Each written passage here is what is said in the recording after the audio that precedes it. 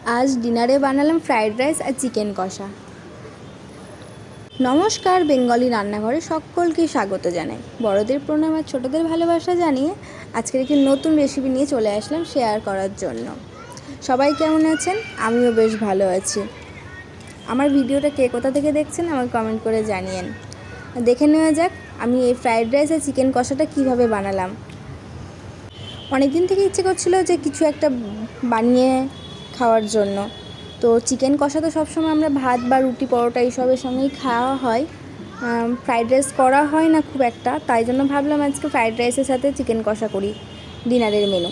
প্রথমেই সব সবজি আমি নিয়ে নিয়েছি, সবগুলো একা হাতে গুছিয়ে কেটে এদিকে আমি রান্না বসিয়ে দিয়েছি। এখানে বিনস, ক্যাপসিকাম, গাজর, কাজু, কিশমিশ, তার মটরশুঁটি সব সবজিগুলো আমি ভালোভাবে তেলের মধ্যে ভেজে নিচ্ছি একটু লাল লাল করে। আর এইদিকে আমি ভাতটা করে নিয়েছি। জলটা বসিয়ে জলটা যে একটু ফুটে এসে তার মধ্যে একটু সাদা তেল দিয়েছিলাম, আর দারচিনি, লবঙ্গ, এলাচ, তেজপাতা এইসব দিয়ে আর পরিমাণ মতো লবণ দিয়ে আমি ভাতটা 70 থেকে 80% মতো সেদ্ধ করেছি। দিয়ে আমি ভালোভাবে ফ্যানটা ঝরিয়ে রেখে দিয়েছিলাম। এদিকে মাংসটা আমার ধুয়ে পুরো রেডি করা আছে, ওটা ম্যারিনেট করে রাখবো। এদিকে পেঁয়াজ, টমেটো, এদিকে মশলাতেও যেমন মাংসে যা যা মশলা লাগে আদা, রসুন, পেঁয়াজ, টমেটোটা আমি পেস্টেই দিই আর কেটেও অল্প দিই। মশলাটা আমার এদিকে মিক্সিতে রেডি করে নিয়েছি। আর এদিকে আমি ফ্রাইড রাইসের জন্য সব সবজি যা যা দিয়েছি সবগুলোকে আমি ছোটো ছোটো করে কেটে আমি এদিকে তেলের মধ্যে লাল লাল করে ভেজে নিচ্ছি।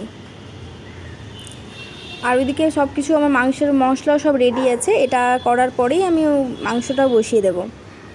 সবগুলো নিজে হাতে একা একা করছি, একটু সময় লাগছে, কিন্তু ভালো কিছু খেতে গেলে একটু সময় নিয়ে কষ্ট করে করতেই হবে। যারা আমার হাতের এই সব রান্না খেতে চাও তাহলে চলে আসো। এদিকে কথা বলতে বলতেই আমার এদিকে পুরো সবজিটা আমার ভাজা হয়ে গেছে। এবার আমি ভাতের ওপরে আমি প্রত্যেকটা সবজি দিয়ে দিয়েছি। আমি চিনি পেস্ট করে রেখেছিলাম সেটাও আমি দিয়ে দিয়েছি। ওপর থেকে ঘি দিয়ে আমি পুরোটা ভাতটাকে মিশিয়ে নিয়েছি। এটা তোমরা চাইলে কড়াইয়ে হালকা একটু ভেজে নিতেও পারো। আমার ওটা ভেজে নিলে একটু ভেঙে যায় ভাতগুলো, তাই জন্য আমি আর ভাজলাম না। আমি হালকাভাবে নাড়িয়ে মিশিয়ে নিয়েছি সবজিগুলো। দেখতেই পাচ্ছ আমি এখানে ঘিয়ের পরিমাণটা খুব কমই দিয়েছি, যেহেতু রাতের খাবার তো খুব একটা রিচ আমি কোনো কিছুই করিনি। যেহেতু মাংসটা একটু রিচ হবে ওই জন্য এটা আমি একদম নর্মাল ভাতের মতোই চেষ্টা করেছি নর্মাল করার। তো ওইদিকে আমার পুরো ফ্রাইড রাইসটা রেডি হয়ে গেছে, দেখতেও খুব সুন্দর লাগছে আর খেতেও খুব ভালো হয়েছিল। এটা করে আমি সাইডে সরিয়ে রেখে দিলাম। এরপরে আমি কড়াইটা বসিয়ে তার মধ্যে সাদা তেল দিয়েছি। আমি মাংসটা সাদা তেলেই করছি। এবার এখানে তেজপাতা, দারচিনি, লবঙ্গ, এলাচ, দুটো শুকনো লঙ্কা এইসব ফোড়নে দিলাম। ফোড়নে দিয়ে এটাকে একটু হালকা ভেজে ফ্লেভারের জন্য এটা হালকা একটু ভাজার পরে আমি এর মধ্যে কেটে রাখা পেঁয়াজ, এখানে একটু চিনিও দিচ্ছি যেহেতু কালারটার জন্য। যে কোনো রান্নাতে যদি তোমরা তেলের মধ্যে একটু চিনি দিয়ে দাও তাহলে রান্নার কালার খুব সুন্দর আসে, যেটা মাংস হোক বা যে কোনো সবজি, রান্নাটাও খুব ভালো হয়। আর যদি তেলের সময় দাও তাহলে কালারটা খুব ভালো হয়। এটাকে দিয়ে হালকা একটু নেড়ে চিনিটা একটু গলে যাবে, সেই মুহূর্তে এবার পেঁয়াজগুলো আমি দিয়ে দিব। পেঁয়াজগুলো দিয়ে লাল করে ভেজে নেব। ওইদিকে আমার ফ্রাইড রাইস তো হয়ে গেছে, এবার মাংসটা হয়ে গেলেই হয়ে যাবে। এবার পেঁয়াজগুলোকে লাল লাল করে ভেজে নেব। ভেজে নেওয়ার পরে মশলা যা যা করেছি সেইগুলো মশলাগুলো এরপরে দেব। তোমরা কে কে আমার মতো এরকমভাবে ফ্রাইড রাইস চিকেন কষা বানাও আমাকে কমেন্ট করে জানিও। আমি খুব নর্মালভাবে এরকমভাবেই বানাই। এবার দেখতেই পেলে আমি পেঁয়াজটা ভাজতে ভাজতে আমি লবণ দিয়ে দিয়েছি। যদি পেঁয়াজ ভাজার সময় তোমরা যদি 1 চামচ লবণ দিয়ে দাও পেঁয়াজটা খুব সুন্দর নরমভাবে ভাজা হয়ে যায়।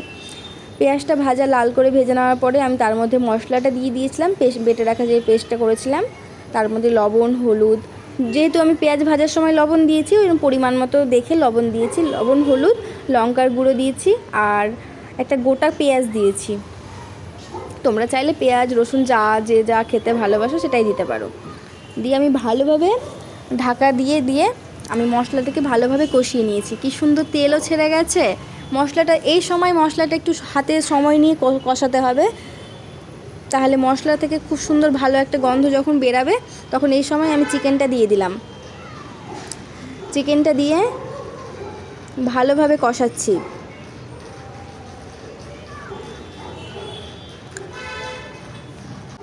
এই সময় গ্যাসের ফ্লেমটা মিডিয়ামে রাখলেই হবে, হাই দিয়ে দিলে আবার নিচ থেকে লেগে যাবে। ভালোভাবে চিকেনটাকে কষাচ্ছি। এই সময় কোনো জল দেব না। আমি যদি এই সময় ঢাকা দিয়ে আমি কষাই তাহলে অটোমেটিক চিকেন থেকে জল ছেড়ে যাবে। দেখতে কি সুন্দর কালারটা হয়েছে না? খেতেও খুব ভালো হয়েছিল। একটু ঝাল করেছিলাম, অন্য সময় চিকেন রান্না করলে এত ঝাল করি না, যেহেতু ফ্রাইড রাইসের সাথে খাওয়া হবে একটু ঝালঝালি করেছিলাম। আমি বাড়িতে বিরিয়ানি হয়তো একবার বা দুবার বানিয়েছি, কিন্তু ফ্রাইড রাইস, পোলাও এগুলো আমার যে কোনো ওকেশনে আমার বানাতে হয়, বানাই, এই জন্য এগুলো আমার অভ্যাস হয়ে গেছে। ফ্রাইড রাইস যখন আমি করি খুব একটা চিনির পরিমাণ আমি একটু বেশি দেই না, মানে ব্যালেন্স থাকে লবণ চিনি সব কিছু, ওই জন্য কম করেই দেই। ওই জন্য বাড়িতে রান্না করা ফ্রাইড রাইসটা আমার কাছে বেশি ভালো লাগে।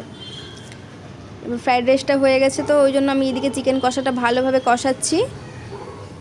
দেখতেই পাচ্ছ হাতে সময় নিয়ে চিকেনটাকে কষাতে হবে। চিকেন কষানোর সময় আমি সবার জন্য চিকেন কষা তুলে নিয়েছি। কারা কারা চিকেন রান্না করতে গিয়ে চিকেন কষা খেতে ভালোবাসো? আমাদের বাড়ির সবার খুব প্রিয়। চিকেন রান্না হওয়ার পরে যতটা না খেতে ভালো লাগে, চিকেন কষা এই সময় রান্না করলে বেশি টেস্ট মনে হয়। আমরা সবাই চিকেন কষা খেতে খুব ভালোবাসি। মনে হয় এই ফ্লেভারটা বা এই টেস্টটা আমরা পরে পাই না চিকেনে জল দেওয়ার পরে। আমি পেঁয়াজ কেটে নিয়েছি, আর এইদিকে আমি ফ্রাইড রাইসটা বেড়ে নেব সবার জন্য। ওটা আবার দেখে কেউ খারাপ কিছু ভেবে না, ওটা গরম মশলা, বড় মশলা যেটা এলাচ, ওটা। এবার ফ্রাইড রাইসটা ভালোভাবে দিয়ে দিলাম। এবার আমার ভিডিওটা কেমন লাগলো কমেন্ট করে জানিও।